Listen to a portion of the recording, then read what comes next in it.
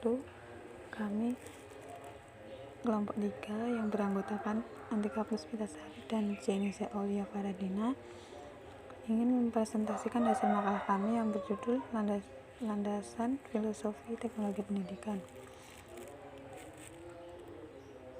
Utama revolusi di dunia pendidikan ada 4, yaitu yang pertama, revolusi pertama ini terjadi karena orang tua keluarga tidak mampu lagi membelajarkan anak-anaknya sendiri.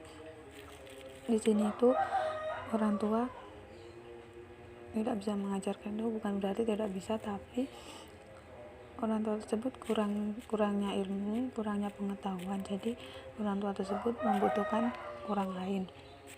Yang revolusi kedua, penyebab terjadinya revolusi kedua ini karena guru ingin memberikan pelajaran kepada lebih banyak kepada anak-anak didik dengan cara yang lebih cepat.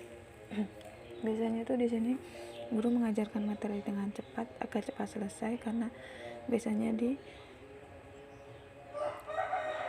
batasi waktu atau waktu udah mepet, dan di sini tuh kadang anak tidak semua bisa nyambung pelajaran dengan cepat.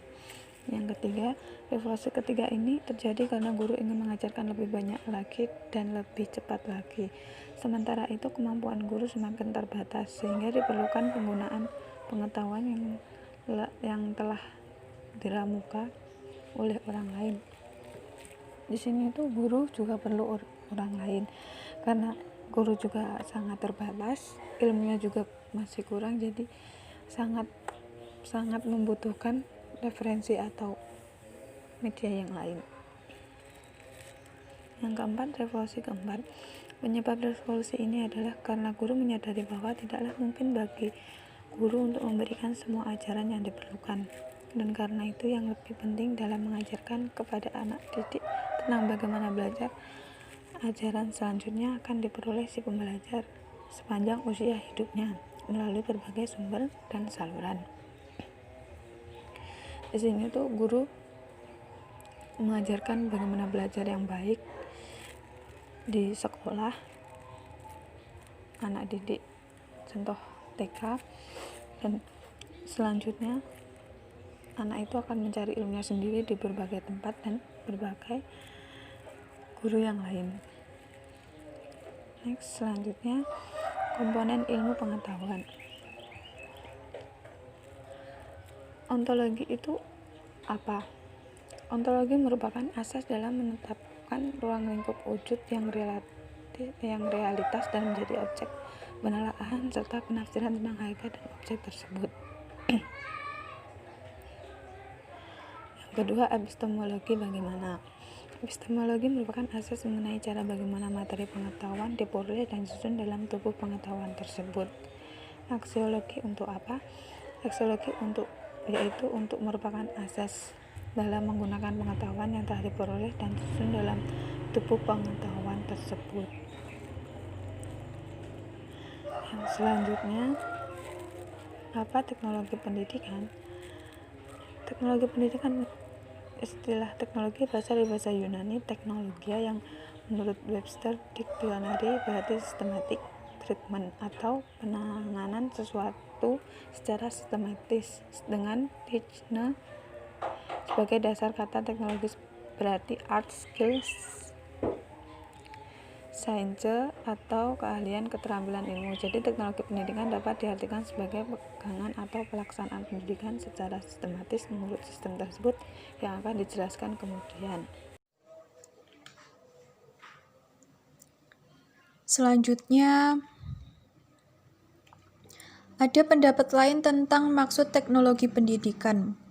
Yang pertama, menurut Sadiman DKK 1996, istilah teknologi pendidikan, educational technology, atau teknologi pengajaran, instructional technology, secara umum dapat diartikan sebagai penerapan teknologi, khususnya teknologi komunikasi, untuk kegiatan pendidikan atau pengajaran. Kemudian yang kedua, menurut Zanuszewski dan Molenda 2008, teknologi pendidikan adalah kajian, dan praktik etis untuk memfasilitasi belajar dan memperbaiki kinerja dengan menciptakan, menggunakan, mengelola proses, dan sumber teknologi yang sesuai.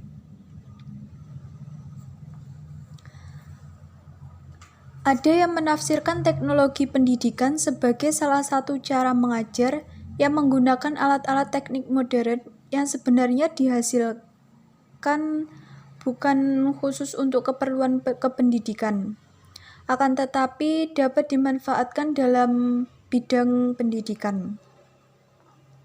Contohnya TV, komputer, film opaku, proyektor, dan lain-lain. Akan tetapi, dalam teknologi pendidikan, alat-alat itu disebut hardware.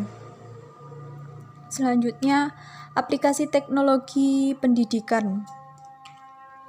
Teknologi pendidikan mempunyai karakteristik tertentu yang sangat relevan bagi kepentingan kependidikan.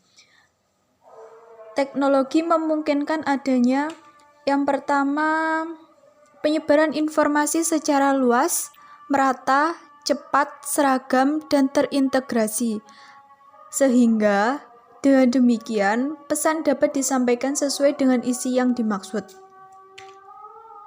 Yang kedua, menyimpan bahan pelajaran yang dapat dimanfaatkan kapan saja dan memberi informasi tentang berbagai referensi sumber-sumber data. Selanjutnya,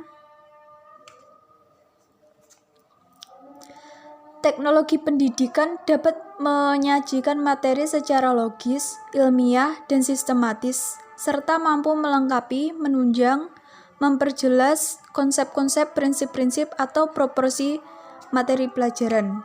Yang keempat, teknologi pendidikan partner guru dalam rangka mewujudkan proses belajar mengajar yang efektif, efisien, dan produktif sesuai dengan kebutuhan dan tuntutan anak didik. Dan yang terakhir, teknologi pendidikan dapat dimanfaatkan sebagai sumber belajar, dapat menyajikan secara lebih menarik, lebih-lebih jika disertai dengan kemampuan memanfaatkannya. Sekian presentasi dari kelompok kami, ada kurang lebihnya mohon maaf. Wassalamualaikum warahmatullahi wabarakatuh.